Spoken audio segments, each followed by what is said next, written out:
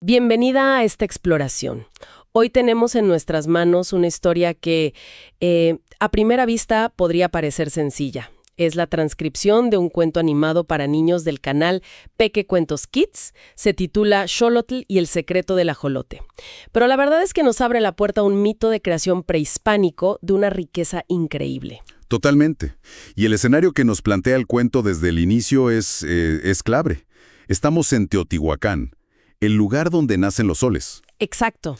Esto no es un simple fondo de pantalla. Es el centro neurálgico del cosmos mesoamericano. El lugar donde los dioses toman decisiones que literalmente van a crear el universo que conocemos. Ajá. La historia arranca en un punto de poder absoluto. Es como empezar la obra en el escenario más importante posible. Nuestra misión, entonces, será desglosar esta leyenda para ir más allá del cuento y entender no solo cómo se explica el origen de una criatura tan única como el ajolote, sino también los temas universales que esconde: el miedo, el deber y la transformación. Y sobre todo, cómo un dios puede tener miedo. Eso es lo que engancha desde el principio. Absolutamente. Pues vamos a ello. La escena inicial es de proporciones cósmicas. El universo está en una oscuridad total, silenciosa, fría. No hay nada. Nada. Y los dioses se reúnen alrededor de una hoguera gigante, con un plan. Y es un plan radical, para que haya luz, para que haya movimiento. Para que el sol y la luna empiecen a girar. Ellos mismos deben sacrificarse. Es una idea potentísima. La creación no nace de la nada, sino del sacrificio de sus creadores. El universo exige un precio. Llamas y sus chispas se convierten en estrellas, en colores, en la Vía Láctea. Es un acto de entrega total. ¿Sí? Pero, como en toda buena historia, hay un personaje que rompe la unanimidad. Cuando ya casi todos se han lanzado, uno se queda atrás, temblando. Es Xolotl, a quien el cuento describe como el dios perdido, hermano gemelo del gran Quetzalcóatl. Y aquí es donde la historia da un giro muy humano. Sí. Es que lo fascinante es precisamente eso, la humanización de una deidad. El texto lo pone en palabras muy simples y directas, casi infantiles, pero con una profundidad enorme. Xolotl balbucea: «Tengo miedo, no quiero quemarme». Es una emoción puramente terrenal en un ser cósmico. Exacto. En la mitología, Xolotl tiene muchas caras. Es el dios de lo doble, de lo monstruoso, el que acompaña a los muertos en el Mictlán. Pero aquí, en el momento de la creación, es el dios del miedo. Y es un miedo con el que cualquiera puede identificarse. El resto de los dioses, ya convertidos en estrellas, le insisten: sin tu sacrificio, el cielo no se moverá. Hay una presión de grupo a nivel divino. Totalmente. Una responsabilidad cósmica sobre sus hombros. Y su reacción no es la de un dios, es la de cualquiera que se siente acorralado. No obedece. En lugar de enfrentar el fuego, hace lo contrario, huye. Y esa huida es lo que realmente da forma a la leyenda. Ajá. No es solo correr, es un intento desesperado por desaparecer, por dejar de ser quien es para evitar su destino. Aquí es donde la narrativa se vuelve increíblemente visual y simbólica. Para esconderse, Xolotl empieza a transformarse. El cuento describe su primer intento. Se mete entre los matorrales y se convierte en un guajolote, el pavo salvaje. Incluso nos dan la onomatopeya: glu, glu, glu, glu, glu. Detengámonos un segundo en esa elección. O sea, ¿por qué un guajolote? Claro. Pudo ser un jaguar, un águila, un animal imponente, pero elige un ave doméstica, casi común. Es una gran observación. Es quizás su primer intento de pasar desapercibido, de mezclarse con lo más terrenal para que el destino cósmico pase de largo. Intenta volverse mundano para escapar de un deber divino, pero no le funciona. ¿No? El cuento personifica el viento, que actúa como una especie de mensajero del destino, una fuerza que no se puede eludir. El viento lo olfatea y le dice: te encontré. La persecución ha comenzado. El viento es la voz de la responsabilidad que te persigue. No importa dónde te escondas. Y ante la inminente captura, la desesperación de Xolotl aumenta, y su siguiente transformación es aún más drástica. Sí. El texto dice: que en un parpadeo se volvió una planta de maguey con hojas largas y puntiagudas. Pasa de ser un animal a ser una planta. Es un cambio de reino biológico. Total. Imagino que pensó, ¿quién buscaría un dios con forma de planta? Exacto. Es una escalada en el arte del escondite.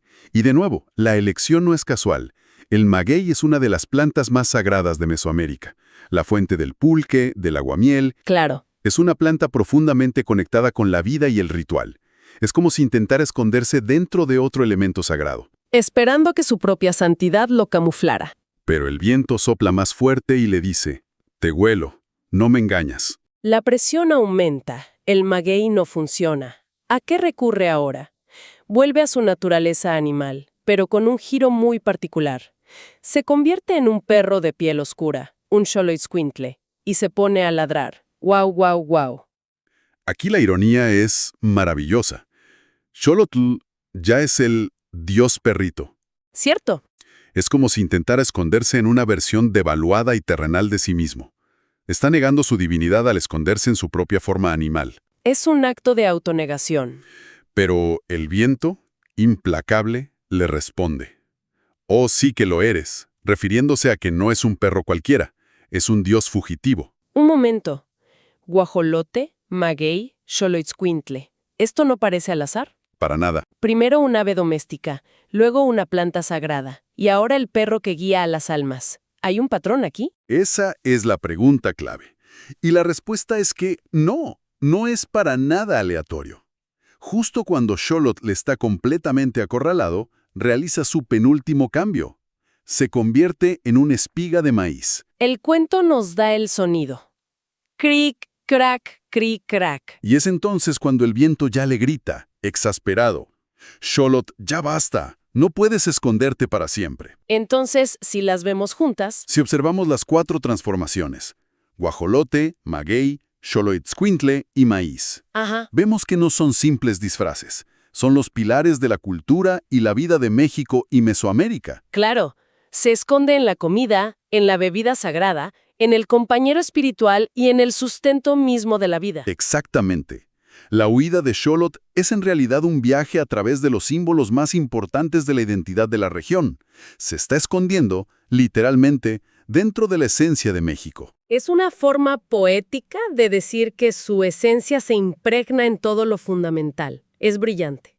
Y agotadas todas estas opciones, sin más tierra donde esconderse, toma la decisión final. Ya completamente desesperado, sin fuerzas, corre hasta un lago de agua cristalina. Y se lanza.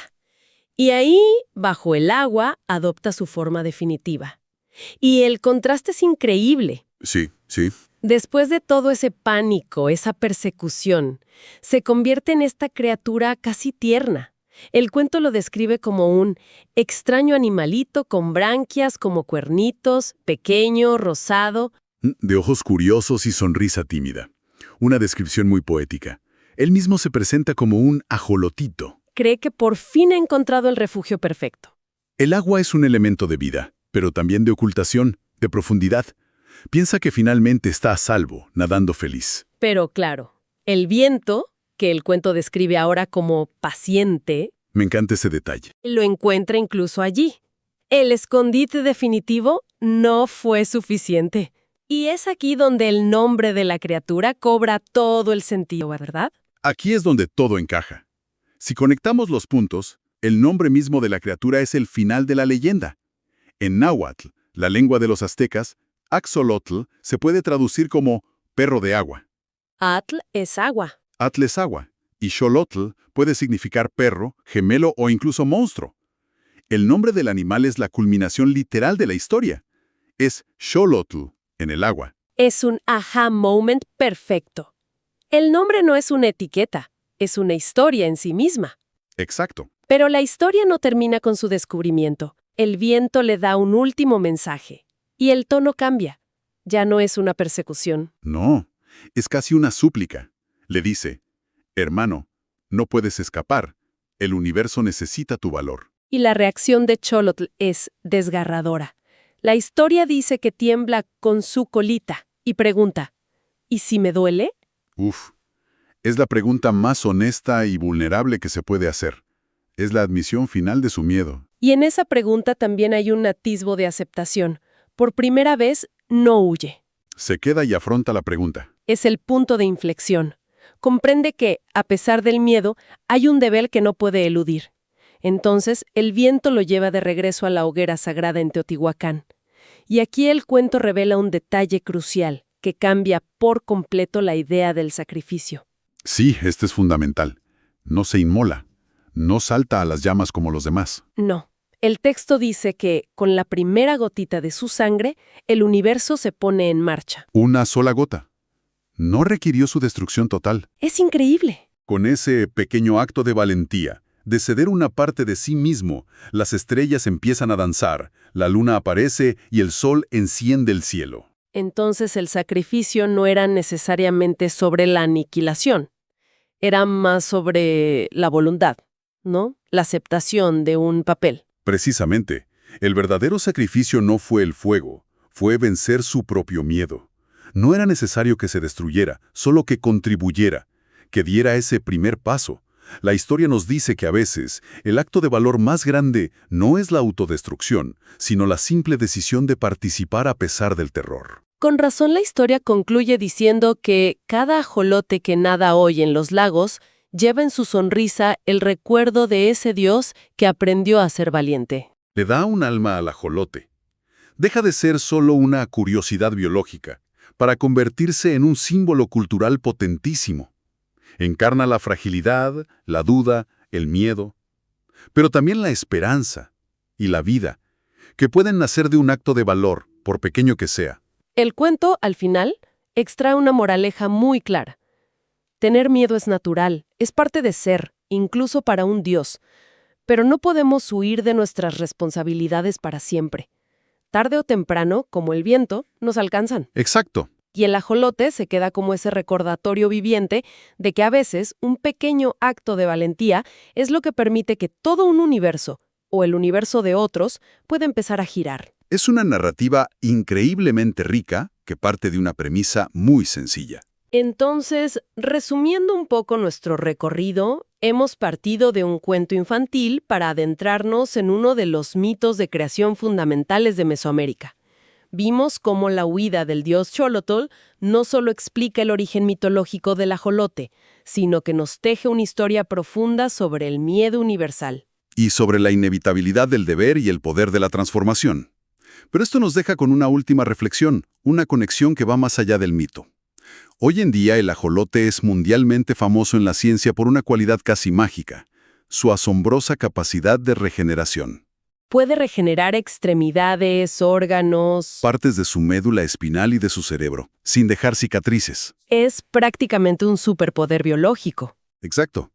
Entonces, si consideramos el mito que acabamos de explorar, el de un Dios que se transforma constantemente para escapar de un destino final, un Dios que se niega a desaparecer, ¿qué posible conexión podríamos imaginar entre esa leyenda de transformación perpetua y la realidad biológica de una regeneración casi infinita? ¡Qué buena pregunta! Es una idea provocadora. Pensar que pudieron haber observado los pueblos antiguos en esta criatura, ¿qué vieron en su capacidad de reconstruirse? Que la convirtió en el refugio perfecto para un Dios cuya esencia era, precisamente, la de no dejarse destruir.